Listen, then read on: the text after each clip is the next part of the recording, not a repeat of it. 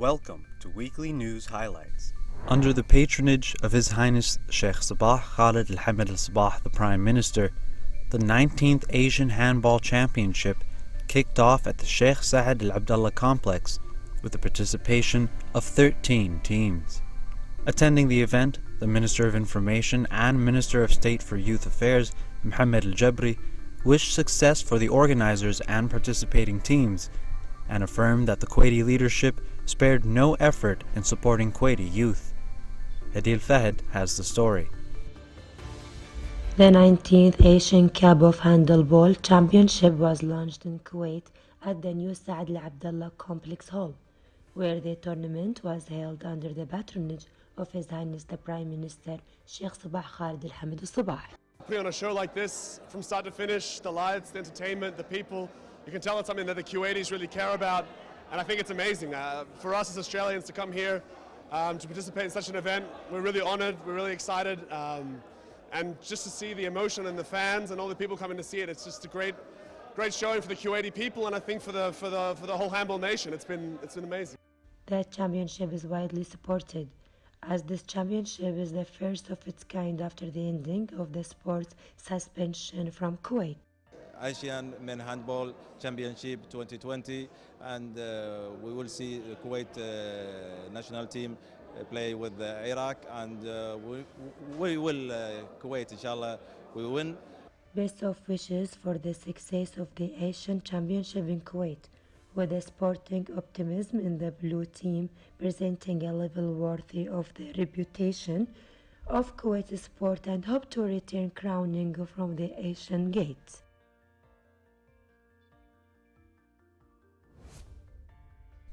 The state of Kuwait is marking the 29th anniversary of the first airstrikes of Operation Desert Storm that was launched by the international coalition forces to liberate Kuwait from the Iraqi invasion. After the failure of all diplomatic means to persuade Iraq to withdraw from the country, former U.S. President George Bush made the decision to start the military operation, following several meetings with his senior national security advisors. On the morning of the 17th of January 1990, about 1,800 warplanes from the United States of America, the United Kingdom, the Kingdom of Saudi Arabia, and the state of Kuwait took off from different regional air bases and destroyed almost half of the Iraqi air power. Kuwait Industries Union hosted a ceremony marking the conclusion of its activities and projects of the year 2019. Established in 1989, Kuwait Industries Union aims to serve the local industry and its industrialists by improving their performance, upgrading and supporting the national economy. More details with Hadil Fahed. The Kuwait Industries Union concluded the year of 2019 with its active support in diversifying sources of income and creating new industrial opportunities in the country through its various programs that attract young graduates and care for them and employ them. Actually, these are not companies. Masna Al-Badirin is a program that is held to support business, or not business, an idea of an industrial project. Masna Al-Badirin is a package of courses and training programs that we give to those participants. Sunna Al-Mustaqbal, we train, we aim or we target the fresh graduates to train them and help them to get job opportunities in the industrial sector. Effective activities and efforts that have a significant impact on the participant in the Kuwait Industries Union projects to promote the concept of industrial culture among young people in Kuwaiti society.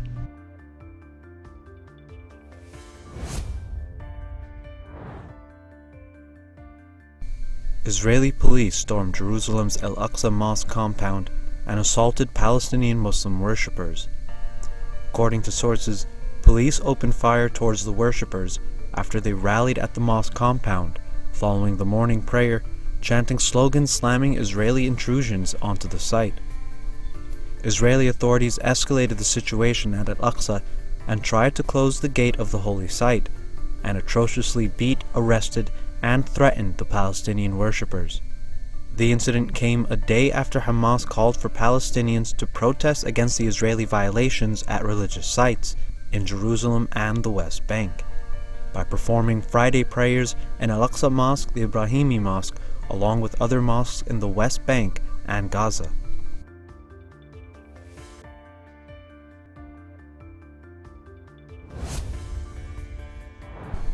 Russian jets and Syrian artillery pounded towns and villages in Idlib province during a renewed assault on rebel-held positions. The shelling came as the United Nations said that around 350,000 Syrians have fled the offensive since early December and have sought shelter in border areas near Turkey. However, Russian Ministry of Defense denied media reports that it had bombed civilian targets in Idlib province, saying that there had been no military fights since a ceasefire was introduced on January the 9th.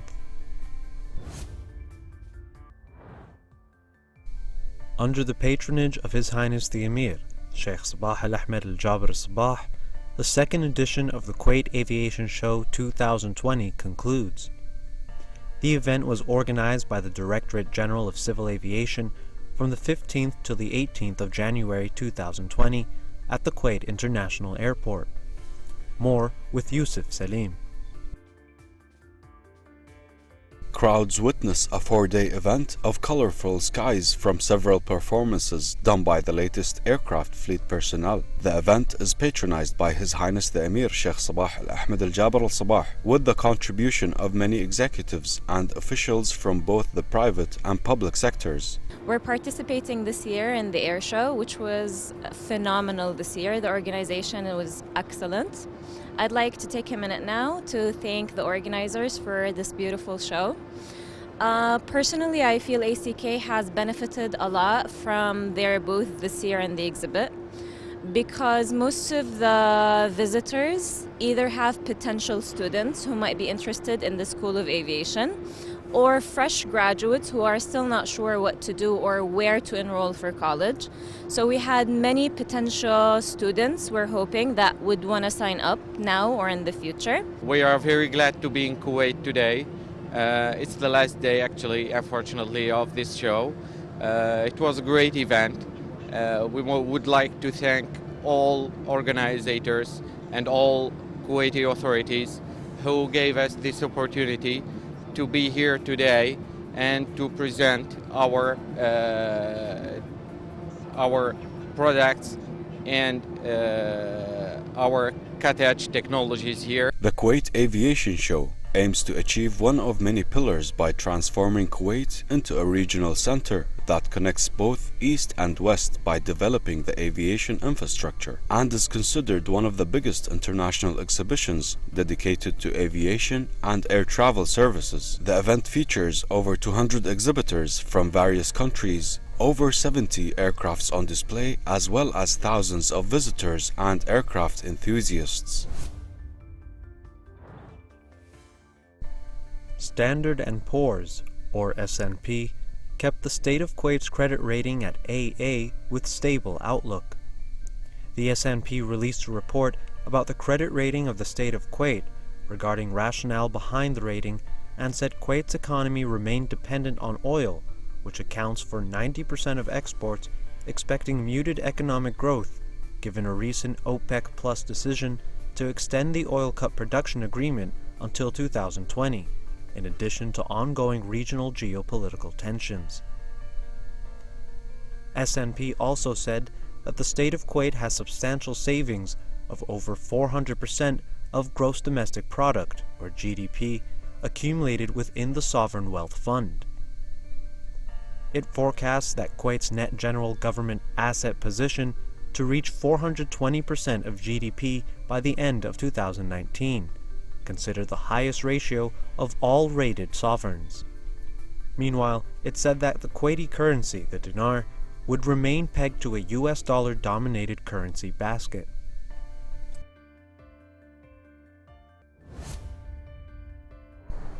As a remarkable piece of architecture, with 4 glistening gigantic buildings, the Jaber Al-Ahmed Cultural Center, or the GACC, was established with the aim of continuing Kuwait's regional legacy as the custodian state for arts and culture. The GACC, inaugurated by His Highness the Emir, Sheikh Sabah Al-Ahmed Al-Jabr Sabah, on October the 31st of 2016, is to become one of the largest cultural projects in Kuwait, witnessing around 1.5 million visitors since opening. GACC theaters and halls also saw more than 250 cultural and artistic events, with the participation of more than 6,000 artists, varied between musicians, singers, dancers, and lecturers, representing more than 35 countries around the world. During this short period, the center generates revenues for the state that exceed 4.5 million KD.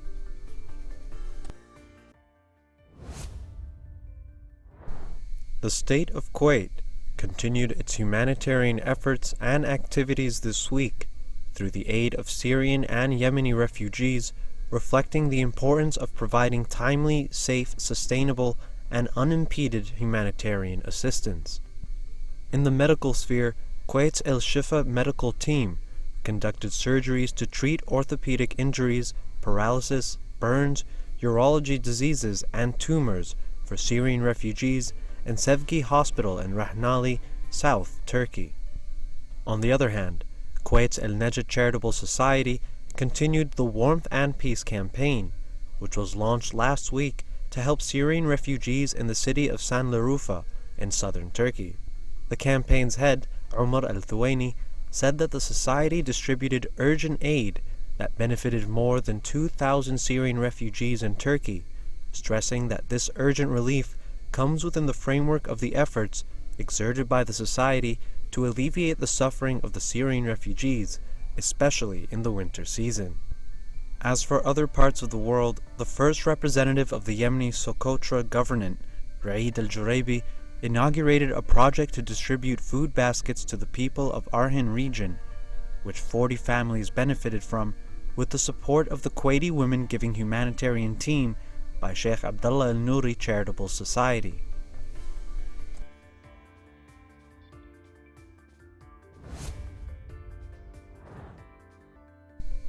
The world-famous Louvre Museum in Paris shut its doors after striking staff blocked the entrance. The French trade union strikes taking place across the country are in their 7th week against planned labor and pension reforms. The industrial action has lost some of its momentum since President Emmanuel Macron's government made a concession on the age of retirement. Weeks without a paycheck has also pressured some strikers to return to work.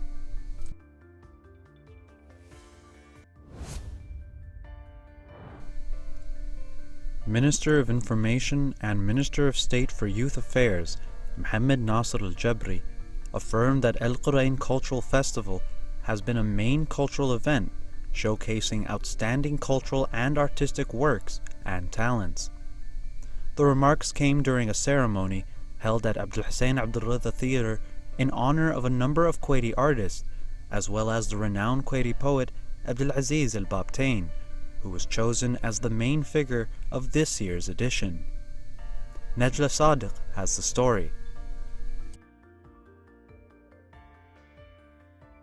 Organized by the National Council for Culture, Arts and Letters and under the auspices of the Minister of Information and Minister of State for Youth Affairs and Head of the National Council for Culture, Arts and Letters, Mohammed Nasser Al-Jabri, a National Appreciation Award ceremony for distinguished individuals was held at the Abdul Hussein Abdul Ridha Theatre. Minister Al-Jabri inaugurated the event that witnessed recognition to Mr. Abdul Aziz Saud Al-Babtain for his immeasurable achievements and contributions around the globe, and diverse individuals for their outstanding accomplishments in the cultural sphere. We were so pleased today to celebrate the El Qurain Festival with the naming Mr. Abdul Aziz Saud Al-Babtain as the honored character of this festival for this year, and El Qurain Festival, and it's around 26. He been elected for his depth knowledge and for his depth inputs in literature and arts in Kuwait and across the Arab region, and for his encouragement for peace all over the world. Mr. Al-Babtain was highly admired by everyone in this festival and in this event. Plus, today we also had the honor to announce and giving the awards for the Kuwaiti encouragement prizes and grateful prizes for instance, Mr. Mohammed Al-Mansour and Mr. Badr Bursley and Dr. Futuh Al-Khatrash. And we are still ongoing in our festival till the 25th of January, so stay tuned for our upcoming events, and please check on our bio on Instagram on our daily activities. We wish you a very pleasant, joyful attendance for our upcoming events.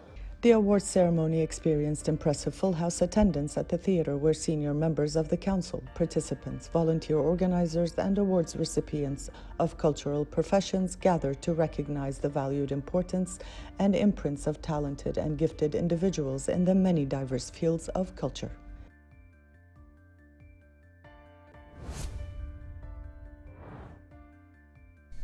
Leaders and top government officials convened in Berlin recently to discuss a solution to Libya's complex civil war.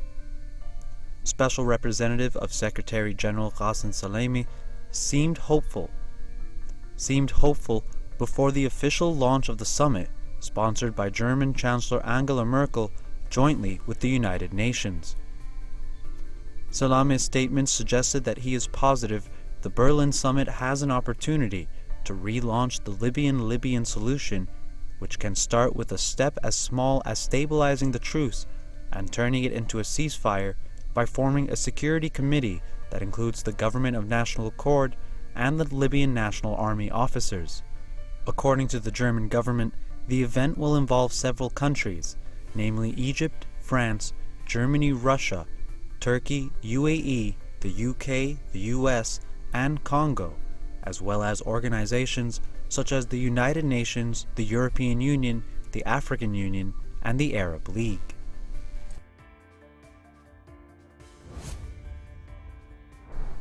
Iran is trying to analyze the black boxes of a Ukrainian airliner that its military shot down this month, denying a report that a decision that has been taken to send the plane's records to Ukraine. Sources said earlier that Iranian authorities are sending black boxes back to Ukraine and are prepared for experts from France, Canada, and the US to examine the data from the boxes. The plane disaster that left all 176 people aboard dead has heightened international pressure on Iran as it grapples with a long-running dispute with the United States over its nuclear program and its influence in the region that briefly erupted into open conflict this month.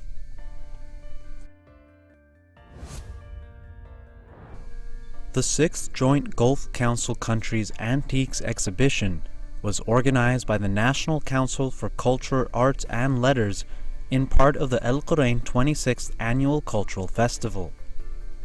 The event was attended by representatives from the Gulf countries, members of the diplomatic community, dignitaries, and distinguished guests. Nejla Sadiq has more. With the ongoing Al Qurain 26th Annual Cultural Festival events bringing one impressive event after the other, the 6th Joint Gulf Council Countries Antiques Exhibition, titled A Civilization Unit and Cultural Diversity, was organized, bringing a venue of priceless antiquities and precious remains. The event was attended by esteemed representatives from the Gulf Council countries, diplomats, and distinguished guests. The display was organized with utmost creativity, bringing a closeness of historic culture and heritage among visitors. Well, this is the GCC expeditions happening in Kuwait, and we are glad to have 5 members of the GCC, Saudi Arabia, Qatar, Bahrain, Emirat, and Oman here in Kuwait. They brought their unique items belonging from the Stone Age period to the Islamic period, and we make a combination to show the public that all of these GCC countries are having the same history going back from the 1,000 years, more than 7,000 years until now.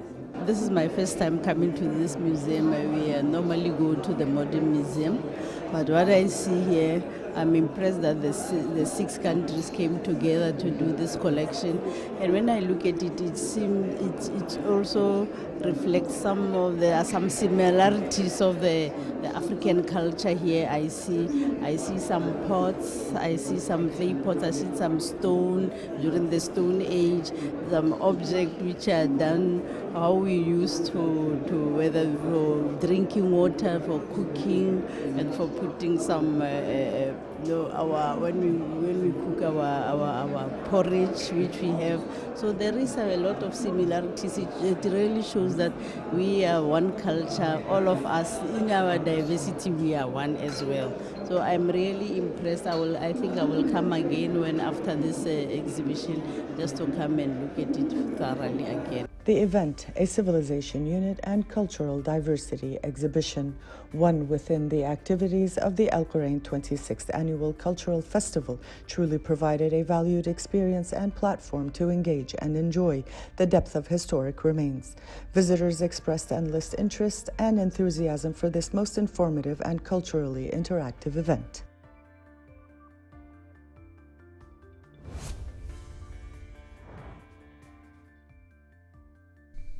China's northernmost province of Heilongjiang has launched a nighttime ice snow tourism program to boost local nighttime economy. The Harbin Ice and Snow World has offered a number of ice and snow tourism programs with festival themes including Chinese zodiac ice sculptures, lucky and happy night lanterns, and on-ice street dances. The number of tourists coming to the province has been rising, as the current booking shows that the number of tourists will rise by 30% during Chinese New Year.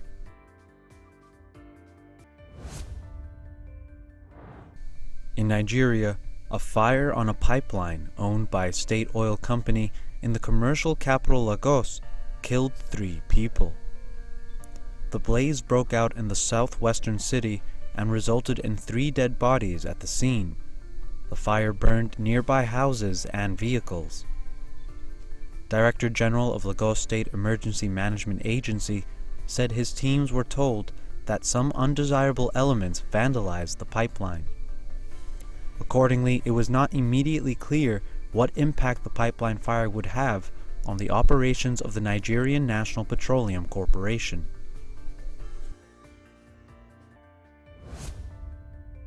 Venezuela's President Nicolas Maduro called for direct talks with the United States, saying its support for opposition leader Juan Guaido has failed. President Maduro criticized U.S. Secretary of State Mike Pompeo and said former National Security Advisor John Bolton and Elliot Abrams, the State Department's special envoy for Venezuela, has given President Donald Trump bad advice. Meanwhile, President Maduro claims dialogue with the United States would be a win-win, while continued confrontation would remain a lose-lose situation.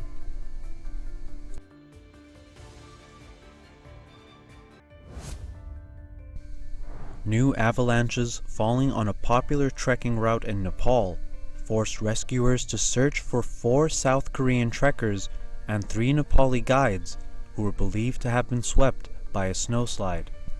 Officials said some 200 climbers have been rescued from other parts of the trekking trail and flown to safety by helicopters over the weekend. A second search mission is being planned for the missing South Koreans and local guides, but it would have to wait for snow and ice to stop falling before the operation resumes.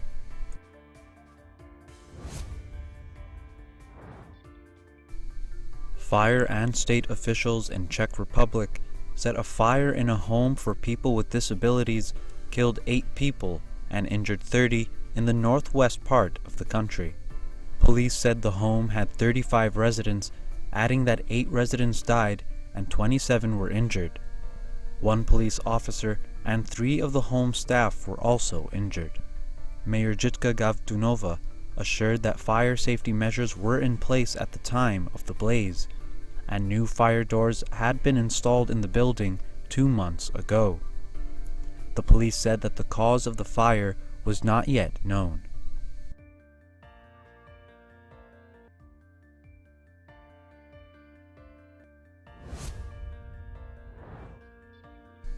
A Palestinian has died after sustaining wounds during the latest return marches in Gaza. According to the Palestinian Ministry of Health, the total number of Palestinian martyrs from the border rallies has reached 316. Yumn al-Sayed has the details in the following report. With tears and chants of sorrow, dozens of Gazans saluted the martyr Amir al-Hajjar of the return rallies, who died of his wounds sustained in the abdomen after being targeted by an Israeli sniper with an explosive live bullet on the border of the Gaza Strip. Since the beginning of the marches, he participated in them. He was hit by shrapnel at the beginning. Then he was shot by an explosive bullet. It destroyed his entire abdomen. Amir's injury caused him to lose parts of his organs, and despite all surgeries he had gone through to save his life, they were unsuccessful. He lived what remained of his life until his death, mostly in hospitals, leaving behind his 2 children and pregnant wife. His abdomen had nothing left. He lost the pancreas, spleen, and his kidney. He has 2 kids and his wife is pregnant. Every month he was transferred to a different hospital here in Gaza, and he was transferred to Egypt 3 times and spent 40 days in Ramallah, but without benefit. Last night he was screaming of pain, saying there was fire in his stomach and chest. For a year and a half, he has been suffering from his injury to this day, and we have worked hard to save him, but all in vain.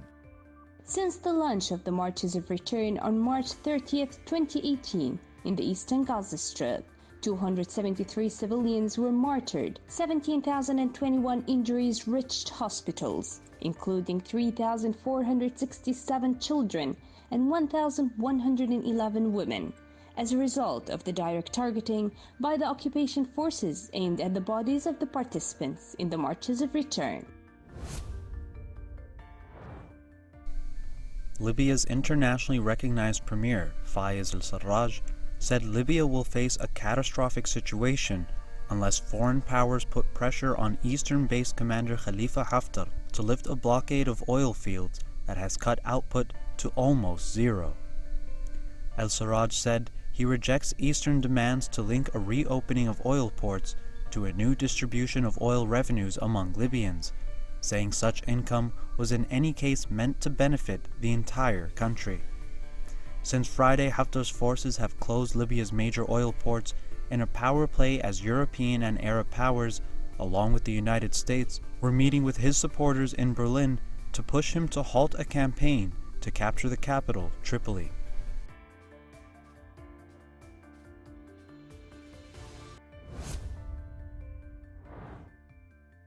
An Indonesian disaster agency stated that 7 people drowned and 3 others are missing after a bridge collapsed on Indonesia's Sumatra Island. Some 30 people, mostly students, were on the bridge earlier in the town of Kaur when the newly built crossing suddenly collapsed, hurtling some teens into the water below while others clutched onto the railing. The water level in the river below the bridge was higher than usual, with strong currents after torrential downpours pounded the region. Head of the disaster mitigation agencies said that the bridge probably could not contain the weight and collapsed, leaving 7 dead and 3 still missing.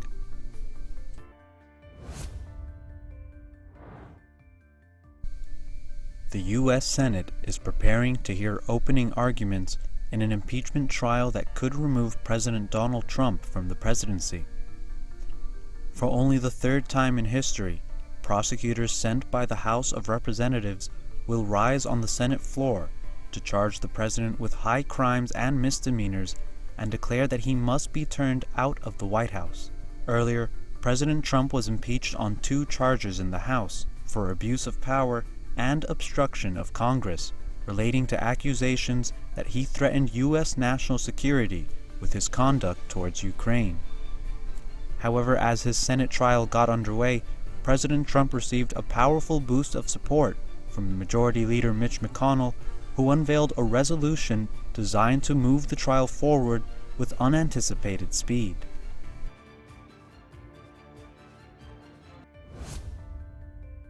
South Korea's military says it plans to expand the deployment of an anti-piracy unit now operating off the coast of Africa to the area around the Strait of Hormuz, after the United States pressed for help to guard oil tankers. Attacks on oil tankers in the Strait of Hormuz off the coast of Iran last year prompted U.S. officials to call for allies to join a planned maritime security mission. The South Korean Defense Ministry said that even with forces deployed in the area, it will not officially be joining an international coalition of forces.